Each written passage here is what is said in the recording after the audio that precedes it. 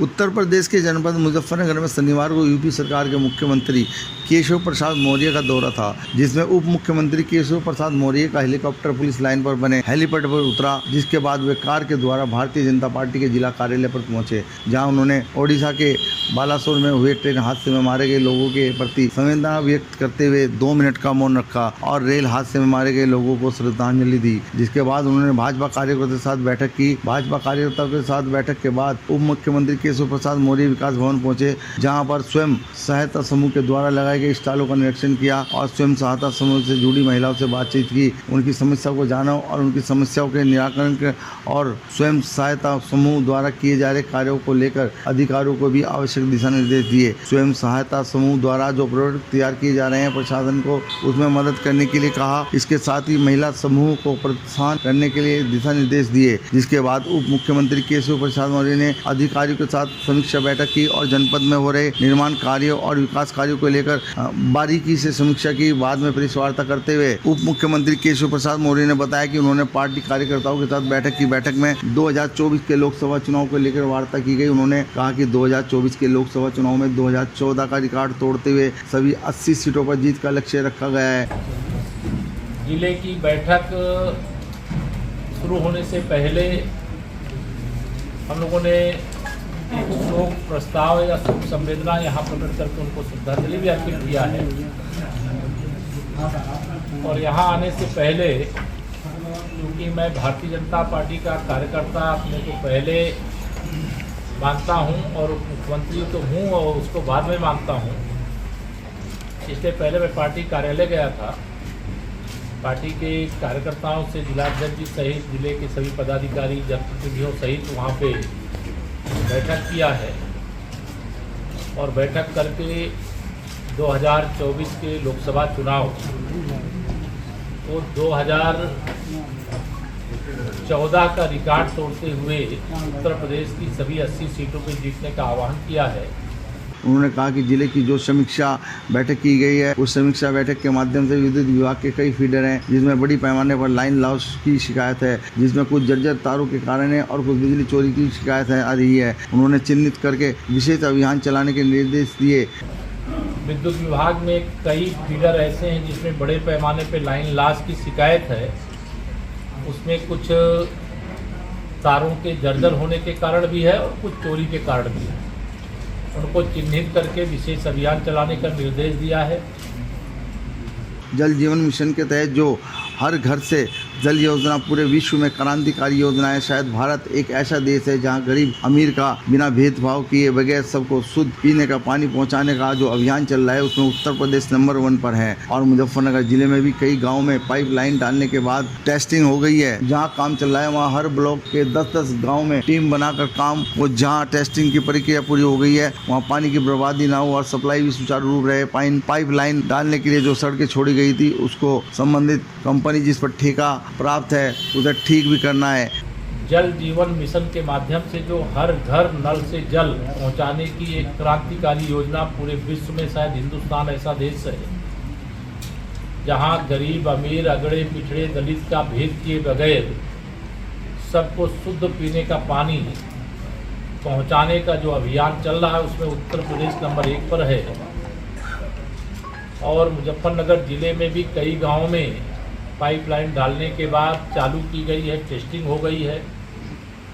जहां काम चल रहा है वहां हर ब्लॉक के 10-10 गाँव में टीम बना करके चेकिंग करेंगे, मानक के अनुसार तो काम हो। और जहां टेस्टिंग की प्रक्रिया पूरी हो गई है वहां पानी की बर्बादी ना हो और सप्लाई ठीक ढंग से हो रही है कि नहीं। जो सड़क पाइपलाइन डालने के लिए तोड़ी गई थी उसको संबंधित कंपनी जो इसका ठेका प्राप्त की है उसे ठीक भी करना है, तो उसने ठीक किया है कि नहीं इसको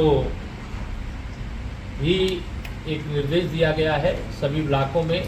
जनपद के अंदर जो गौवंश आश्रय स्थल है, जहां गौवंश 6000 से ज्यादा है, फिर भी वहां शिकायत आई है कि अभी बड़ी संख्या में छुट्टा गौवंश खेतों में नुकसान कर रहा है। उप मुख्यमंत्री केशव प्रसाद मौर्य ने लोगों से अपील की है कि जो भी व्यक्ति पशुपालक पशुपालन नहीं चाहता उसे रात के अंधेरे में खुला सड़कों पर न छोड़े, उसे उस आश्रय स्थल पर छोड़ दें। उन्होंने कहा कि जनपद में बड़े पैमाने पर चारागाह का जमीन है, उसको चिन्हित करके अगर उस पर किसी का कब्जा है तो उसको कब्जा मुक्त कराया, अगर कोई माफिया कब्जा किया है तो उसे खाली करा कर उसमें जो आश्रय स्थल बनाए वहाँ हरी घास उगाने के काम करें, जिससे गांव आश्रय स्थल पर रहने वाले पशु को हरा चारा प्राप्त हो सके। कि अगर वह अपना कोई भी गौवंश कोई पशु पालन नहीं करके छोड़ना चाहते हैं तो रात के अंधेरे में ना छोड़ें, उसे गौआश्रय स्थल तक पहुंचाएं और उनके प्रबंध के लिए सभी आवश्यक कदम उठाए गए हैं। शासन के निर्देश में प्रशासन उस जिम्मेदारी को निर्वाह कर रहा है।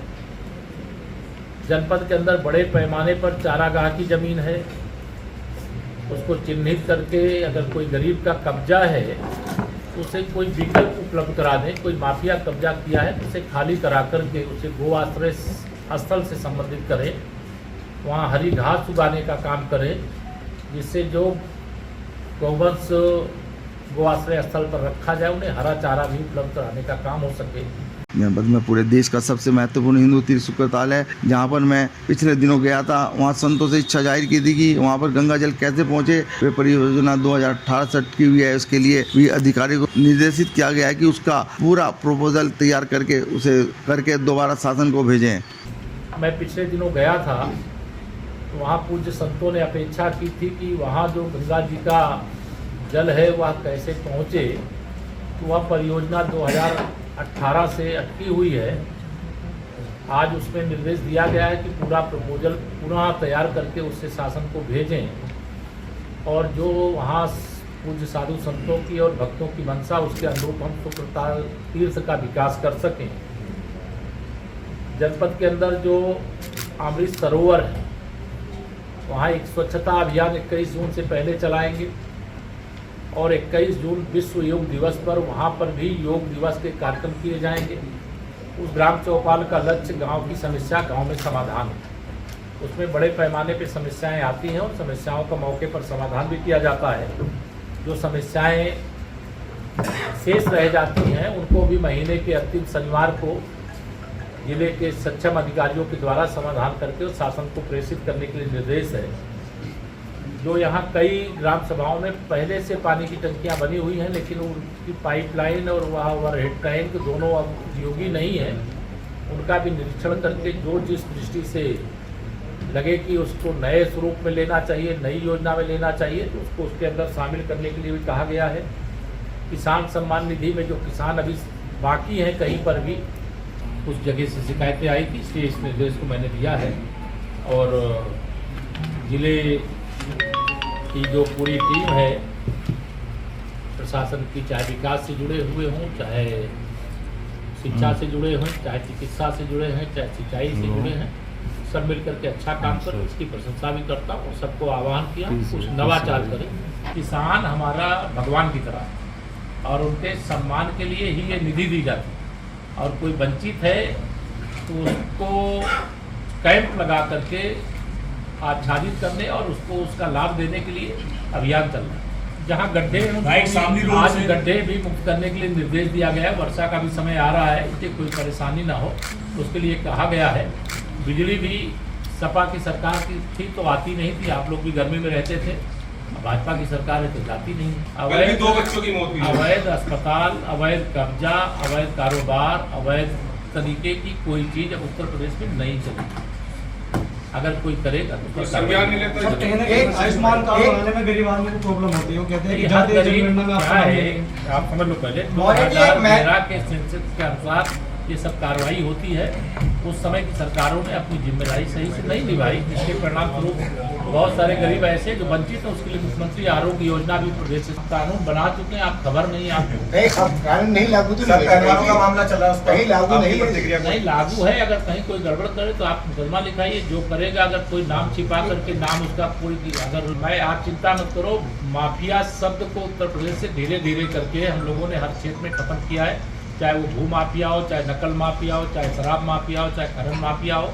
हमारी सरकार कड़ाई पूर्वक उस पर कार्रवाई कर रही है और स्वयं जिलाधिकारी ये जो आप शिकायत बता रहे हैं उसको देख रहे हैं। वहाँ एक जांच के दायरे में है, पुलिस केस है और पहलवान हमारे देश के गौरव हैं, हम उनका सम्मान करते हैं, लेकिन जांच जिसमें हो रही है उसमें किसी राजनीतिक दृष्टि से बयान देने की मैं आवश्यकता नहीं महसूस करता, लेकिन पहलवान हमारे देश के गौरव हैं, हम सम्मान 9 करते हैं। तारीख जांच में जो दोषी होगा उसके हिसाब से कार्रवाई करेंगे। कि ऑनलाइन चलान में बड़े पैमाने पे उसमें जुर्माने की राशि के नोटिस आ रहे हैं, तो जिले के पुलिस प्रमुख को निर्देश दिया है कि इसकी समीक्षा करेंगे और अनावश्यक रूप से कोई उत्पीड़न ना हो, लेकिन दुर्घटना को रोकने के लिए जागरूकता भी हो।